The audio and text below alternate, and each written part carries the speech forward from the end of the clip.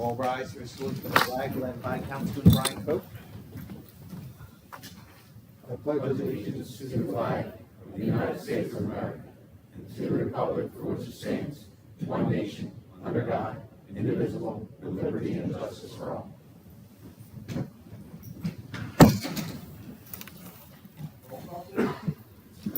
Mrs. Adams? Here. Mr. Cope? Here.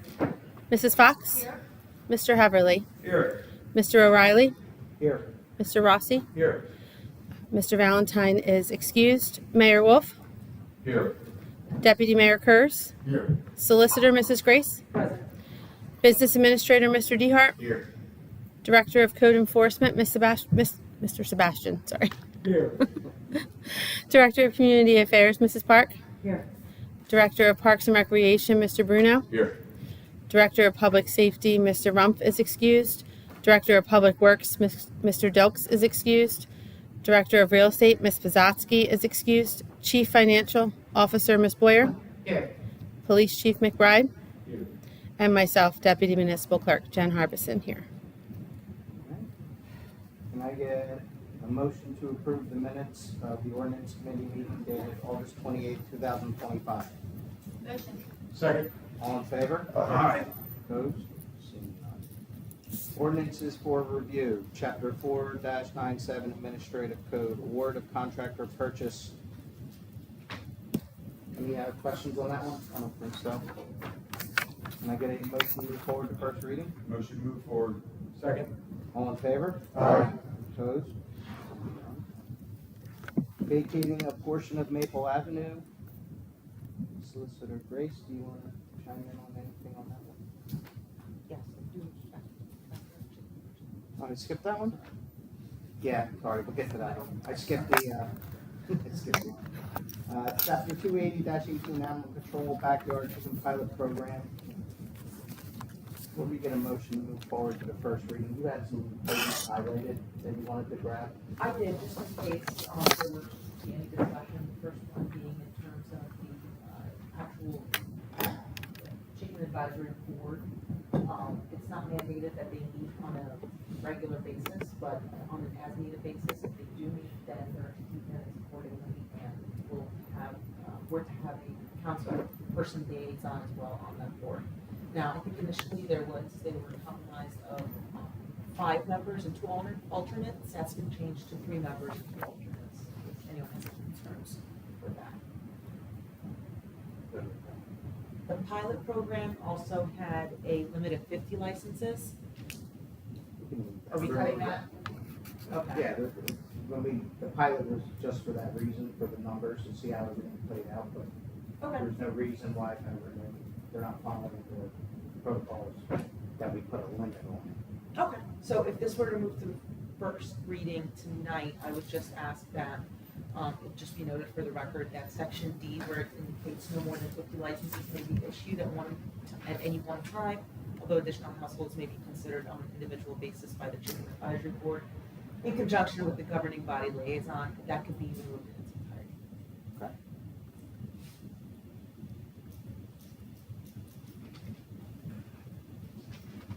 And then I just wanted to bring to everybody's attention section L in terms of complaints and enforcement, that the Chicken Advisory Board would be the first set of enforcement, and then it would go over to code official, if not remedy within 30 days. Code official, or who is it Dan? I'll ask the general question. Who handles a dog complaint? So I believe this ordinance is under our Board of Health. Mm-hmm. Our Board of Health doesn't have an outside inspection ability, so they always ask a code enforcement official, usually housing, to go out and do those inspections. Okay.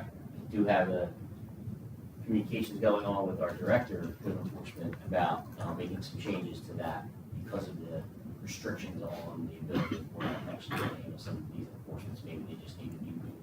Some of the ordinances, other sections, so that's still along with the departments and the enforcement and all the district side of it. So we're working on that on the back side, looking out to get that to this committee at some point. We have a decision on that, but right now it's Board of Health. The way I believe this is written, is Board of Health ordinances, they would sign probably, usually the housing inspector also handles our code enforcement, property maintenance, things. So So the way we're gonna write it is, the advisory board handles all complaints first. Now, just so we're clear, that's assuming that these are registered and documented, licenses. Correct. Not, and Jim, I think we ran into one, which was an unlicensed situation over the weekend. So in a situation where it is a license, so if this person went through the process, they had their coop inspected, they had everything done, everything met the requirements under the ordinance, and then there was a complaint or an issue, the first, we'll call it line of defense, is the advisory board mobilizes, contacts the owner, and deals with the situation. At such point that it's not remedied, then we would need to seek second level, which would be the code enforcement side. Does that sound? Sounds reasonable. Can we go back to the board now? Are we adding this chicken advisory board to our citizen leadership form then? Is this going to be a board that are boards and commissions like every other board and commission? Because right now our chicken advisory board is Troy and Dave, and they're not, it's not part of our boards and commissions. Because it says here the mayor will appoint the chair. So I just need to ask. So from our office's standpoint, what do I need to do? I do not believe that that is necessary. Do we have a, I'll ask, do we have a cat board and a dog board? No, but it's written in here that there's a board with a chairperson now, so I need to. Because under the pilot, we wanted to put some very, we'll call it rigid guidelines to make sure things are, it is what it is and it's going smoothly. There hasn't been any issues. That said, lack of an advisory, I mean, we need the advisory board. Can we change it from an advisory board to an inspection team? Just the mayor appoints the I think we're saying the same thing. Because that's exactly what they're doing, they're inspecting the coops, I mean, I right? think it's just a different name for the same thing, because technically speaking, again, this board doesn't really have to meet, it's not a monthly committee or a bi-weekly committee, it's on an as-needed basis thing. If they never need to meet, then they never need to meet. I think the issue right now is in terms of their appointments. So I think there's your answer, Jen, that it's not a normal board, it would be having minutes and. Do we need to adjust any of this where it says the chair will be appointed by the mayor and that kind of language? I just want to make sure the language is the same as. That's standard language for boards, right? So I think it's just a one-time yearly appointment. So I would recommend keeping the appointment, but again, the board doesn't have to meet on So, a monthly basis. so should I? Then I'll need to add it if he's a. Well, I need to add it to the form, so that you have someone to appoint from, or you. Yes. I'll probably add it. Yeah. We have a citizen leadership form, is what Jen referenced. Okay. Sorry, I just feel like that's overkill. I really do. What's a non-arbitrary and capricious way I mean, to instill individuals on the board or on the inspection team? Unless you completely get rid of it. no. And we then need to what's get the rid of first it, because line?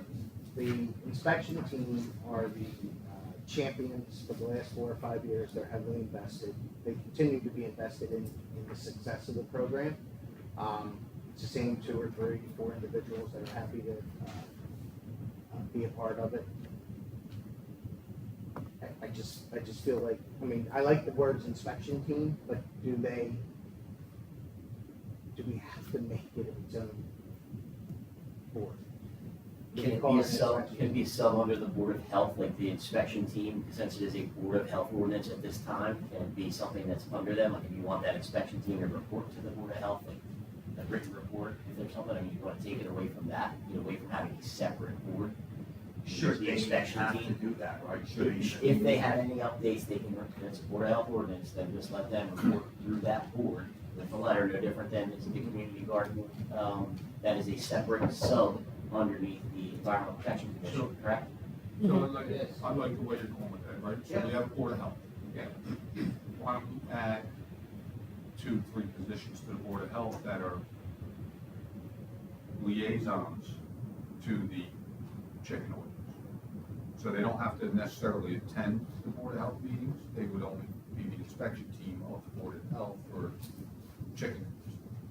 But don't we fall into the same pitfall as the appointing of the individuals? Well, they would be appointed by the mayor on a yearly basis, and they would just be assigned So as. then what's the difference between just the chicken advisory board? That doesn't have to meet, I think Jen's question is just, are they being appointed by the mayor, and do they have to go on the citizens? Because we keep a register of all the boards and commissions. So if that's going to be added to the citizen leadership form, then I think that a chicken advisory board is going to have to be added to that like roster of all the boards and commissions, right? It's going to be its own page. So I just want to, that's what I'm asking, because Eileen's going to ask me too. We just have to make sure we do it the right way. Right, exactly. The license is a one-time thing, so. Yeah, but even all this with the board and getting it set up, once it's set up, we're good. And then technically speaking, if nothing comes of it, the board does not have to meet a single time in a single year. They haven't met in one, there hasn't Right. been any issue in the last Right. 6 years we've had this pilot. It's just the one-time setup of the board. Yeah. And then effective, Okay. renewals thereof. I'm fine.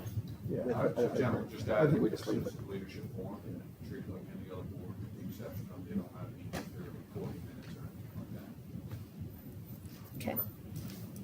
If we want to move it so forward as it is based on the time.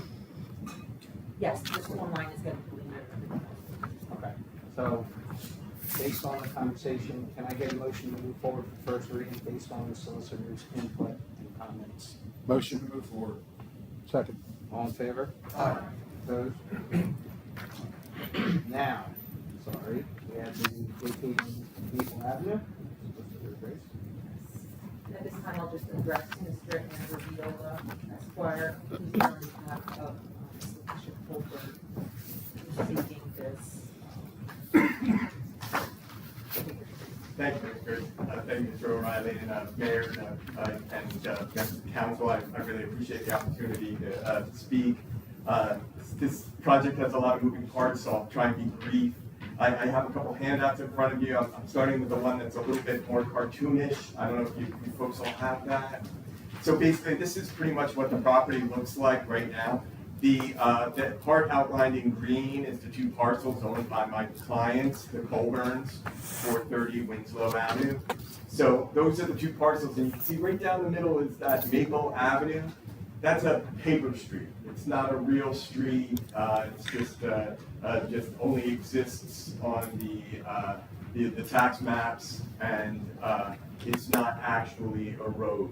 So as you can see, my client's house is the blue, the outlined in blue. So it's sitting right on the paper street. So as everyone can imagine, pretty much makes it unmarketable, impossible to get any title. It's sitting in the right of way. So what we're requesting from Mayor Council is an ordinance to vacate the southern half of Maple Avenue and dedicate that to the Colburns so that they can complete their minor subdivision and solve this problem. Now, there's a couple issues in there. So first of all, I'll refer you to the second exhibit, which is the actual subdivision plan that's already been approved by your zoning board. Basically, the plan is to take those two green lots, combine them as one, and come to mayor and council for permission to vacate the paper street to make it all happen. So that's why we're here tonight. The one small issue that may exist is you see on the first exhibit, there's two lots that are somewhat landlocked. I have them marked lots 5 and 6 Dodsons. That's the Dodson burial hall people. So if you look, that black path is the actual driveway. That's the actual right-of-way that in reality cuts through. And the Dodsons like to use the southern portion as an egress. And you can see it goes right across my client's property. So the zoning board, as a condition of approval, is making us grant the Dodsons an easement. So no property, when you vacate this paper street, nobody's going to be affected. The Dotsons are gonna have an easement to continue using the right-of-way that they've been using for years and years and years. No other property in the neighborhood is affected, and it brings my client's property into compliance. So I know that's a lot. I'd be glad to answer any questions you might have. I just have the one with the yellow highlights. Yes. It looks like they carved out these, I guess the yellow would be the vacated portion. Correct. The white would be, so in essence, lot 6 and lot 5 would have to go out towards Village Street, correct? No, because they still have that option, but they can also continue south like they always do, like they are right now, like they have been doing, because we're required to grant them an easement to continue using my client's property as an egress. I got you. And the paper street would go away, but the easement would still be there. It then allows your client to market property. Right, exactly. Just a clarification, and I had no problems with this, my Maple Ave, are we vacating the entirety of Maple Ave? If you look at my second exhibit, it's just the yellow portion. Okay. Alright. Okay. Council, just two questions from my Sure. end, from a procedural standpoint. I believe there were some discrepancies as it relates to the ownership of the property. Can you shed some light into that, please? Yes, so my client is Lakeisha Colburn. She's the granddaughter of Dorothy Colburn, who passed away in 2011. So theoretically, the property is owned by the estate of Colburn, but my client is the beneficiary and the intended subsequent owner. So, but it's all staying in the family. And another concern that you brought up, and I understand this has gone for previous approvals, not before council, but for the land use. In regards to Mr. Dotson's lots, he was notified of those previous hearings?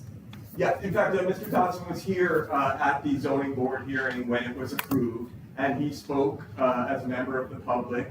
And, you know, his comment was, and I can speak as an officer of the court, he was just like, well, I just don't want anything to change out there. And the zoning board felt that they addressed that by making it a part of approval that we would have grant him an easement. So right now, he's going across my client's property using the southern portion of the egress. He's going to continue to be able to do that. We're going to grant him an easement to do that. If this ordinance were to proceed to second reading, do you think it'd be possible for you to get some sort of written confirmation from him prior to second reading? I'll do my best. Mayor and Council may know this has been going on for about 4 years. And Mr. Dodson wasn't like very cooperative in the beginning, but then when I met him at the zoning board meeting, he seemed to, once he understood what we were trying to do, he seemed a lot more friendly. So I'll do anything I can to try and get something from him. But, you know, he may be set in his own ways, so I'll certainly put him on notice. And like I said, he was at the last meeting, and he did express that he didn't have a problem. But I will certainly write to him, and I will certainly reach out to him. I appreciate it. And just, again, from a procedural standpoint, if this does proceed with first reading, it will go to the planning board for their review. So it's unlikely that we would, and we'll notify you if it does go to second reading, but it would likely be at one of the November meetings. At which point, we ask that you provide proof of notice to Mr. Johnson of the second reading and written verification from him or whatever you obtain written from him. That's what I was going to suggest. Could we make a requirement that council has to notify him, certify mail, whatever, that there is going to be a public hearing? Yes. Okay. Very good. I have no problem with that, of course. Yes, Mr. Schmidt. Through the chair to the solicitor, the egress that we're referring to, will that be deed restricted? If they want to be, so that if they sell the property in the future? Yes, absolutely. It won't be revocable. Okay, that's my question. Thank you.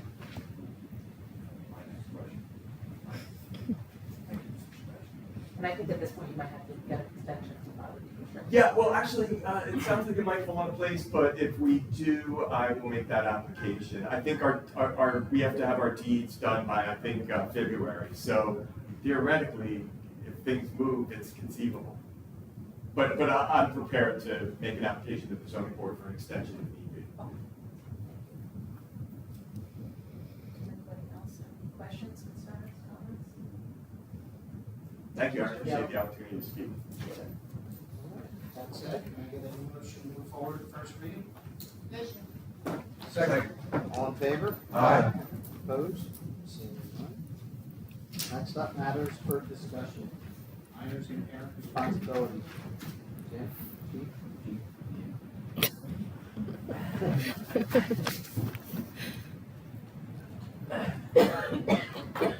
So recently, we've been fortunate. That way, Our township's been fortunate in the fact that we haven't experienced the troubles that some of these other towns have been experiencing in reference to large gatherings, juveniles, engaging in large groups and starting trouble at major events. So with the fact that we have had numerous events now with Melody Domain and whatnot, and between the music festival, fireworks, etc.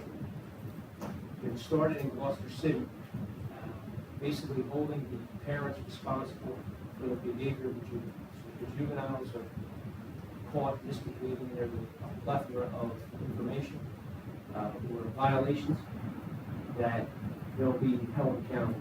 The parents can be fined in reference to the severity of the incidents that Gloucester Township recently adopted it, and it actually got nationwide recognition. Thinking about it, looking at it, I said, hey, you know what, let's take a look at this, and it seems like it might be a fit for us. And so we were fortunate with the fact that St. Mary's Carnival and whatnot, we were successful there. The music festival, we had a few minor incidents, whether it was corralled and handled. But before we get too far ahead, I want to see if we get something in place where this situation could be remedied before it becomes a problem. And, so fortunately, we haven't had it yet, but that's what it is. 100% yes. All for it. Yep. Yeah. Absolutely. We recently had an incident where a young juvenile and another young adult got in trouble. It ends up becoming the parents are against us when the situation is given a remedy. And we even had one where they were coming in to file internal affairs complaints because of how just to get their children out of the issue that basically has left. So thought this would be something great.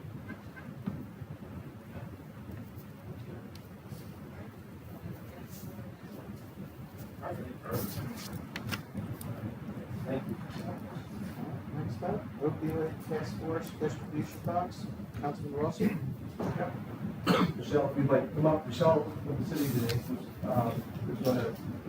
I had sat down and talked with her about a distribution box for Narcan, and she's going to kind of fill us in a bit.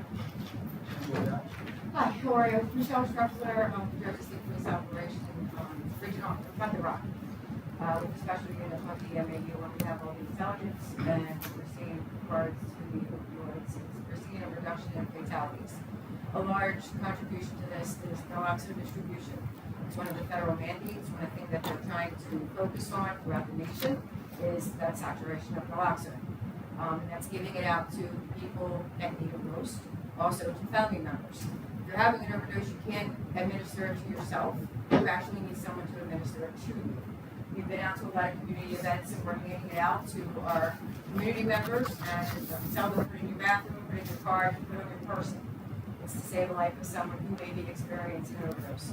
There are a lot of initiatives out right now that are giving out free naloxone distribution boxes.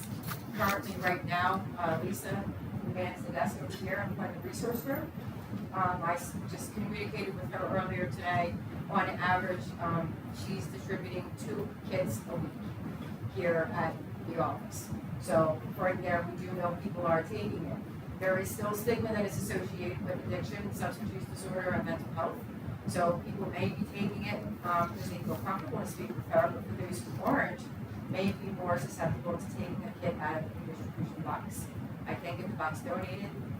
We would speak about this. This is something that I kind of presented that idea to be able to have it more available for community members. That's where we're at. What's that? 2014, that's going back too far. 2023, we averaged 214 fatalities a month. 2024, that went down 30% to 151. Right now, with our ME data for 2025, projecting to be at 100,068, we are going to be averaging 89 fatalities a month. But please keep in mind that our 25 numbers are unconfirmed from the ME's office. But it just kind of gives you an idea. There's still a major reduction that we are seeing because we're continually handing that out. My program alone, by the end of the year, will be at 1 million doses of distribution throughout the state. And the majority of that is in the southern portion, down in the Quebec. Questions? The box you had mentioned would be either in the foyer or the lobby here, where you can see it. Yes, wherever you feel comfortable. So right now, Lisa's giving it out at the desk. It's probably a majority on court days. So I'm going to be assuming a lot of people are coming and taking those 2 boxes a week. That's the average. And it would be much to the floor, however you want. We'll be able to continue to supply the naloxone, so there's no out-of-pocket expense, and there's no out-of-pocket expense for the actual dispenser and box.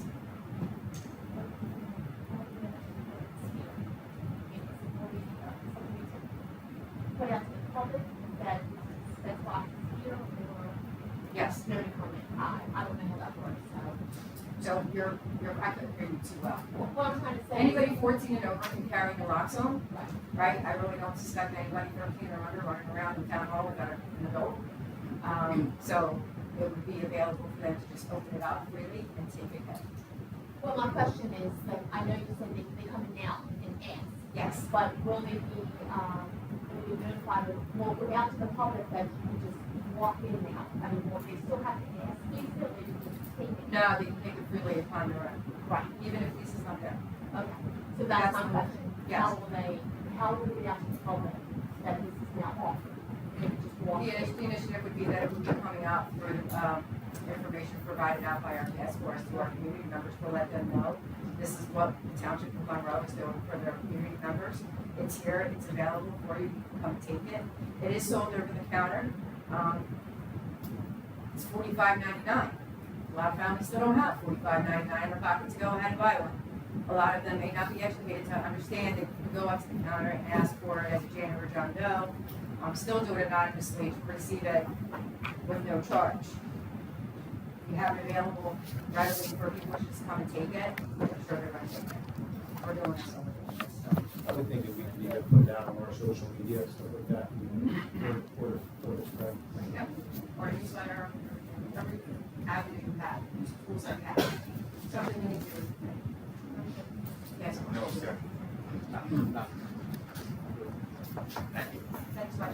Thank you. Thanks for sharing. Here, guys. There you go. All right. Anyone from council have any new business? Old business? I get a motion to open the public portion. Motion. Second. All in favor? Aye. Opposed? Anyone from the public wishing to address council regarding ordinance this evening? Seeing none, can I get a motion to close? Motion closed. Second. All in favor? Aye. Can I get a motion to adjourn? Motion. Adjourn. Second.